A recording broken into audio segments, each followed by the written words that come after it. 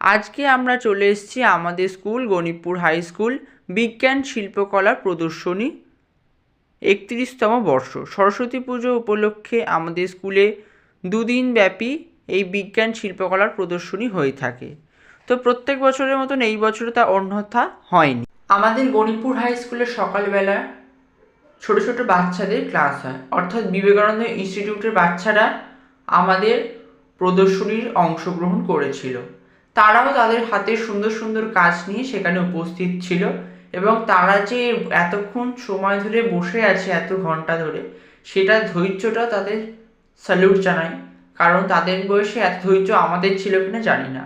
স্কুলে সরস্বতী পুজোর হোম হয়ে গেছে, পুজো কমপ্লিট। চলো আমরা তোমাদের ঘুরে দেখাই বাকি প্রজেক্টটা। আমাদের স্কুলেতে খাদ্য মেলা বা ফুড ফেস্টিভ্যালও হচ্ছিল।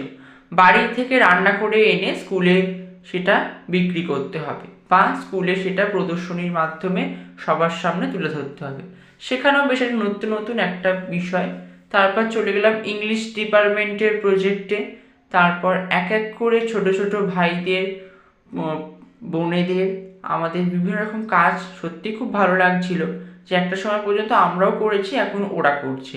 তো পুরো প্রজেক্টটা প্রদর্শনী তারা কি সুন্দরভাবে উপস্থাপনা করেছে এবং তোমাদেরকেও জানাই যে তোমরাও এসে দেখে যাও। প্রত্যেক বছর, এবছরের হয়েছে, আগামী বছরেও হবে এবং এইভাবে আমাদের যেন পরবর্তী প্রজন্ম এই প্রজেক্ট বা এই শিল্পকলার বিষয়টা, বিজ্ঞান শিল্পকলার প্রদর্শনীর বিষয়টা আদি অনন্তকাল যেন এগিয়ে নিয়ে যেতে পারে এবং এর প্রত্যেক বছর যেন আমরা আসব, এসে দেখব এবং তোমাদেরও দেখার অনুরোধ রইল।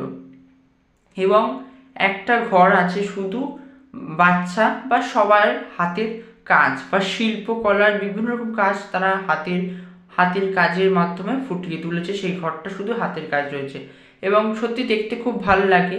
যাদের এইসব বিষয়ের প্রতি আগ্রহ আছে তারা এইগুলো নিয়ে পরবর্তীকালে এগোতেও পারবে, এটাতে কোনো সন্দেহ নেই।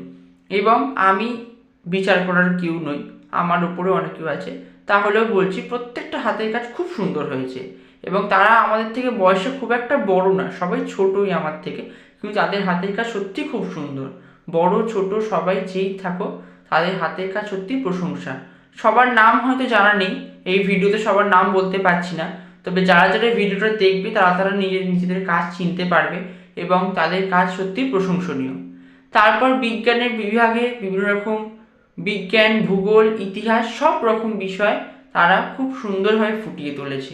পুরো ভিডিওটা দেখার অনুরোধ রইল এবং দেখে জানিও কেমন লাগলো আমাদের এই বছরে গণিতপুর হাই স্কুলে বিজ্ঞান শিল্পকলার প্রদর্শনী।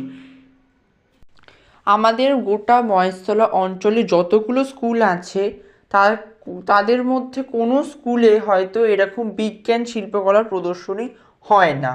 যদিও তারা করে থাকে, আমরা হয়তো সেটা অতটাভাবে জানি না।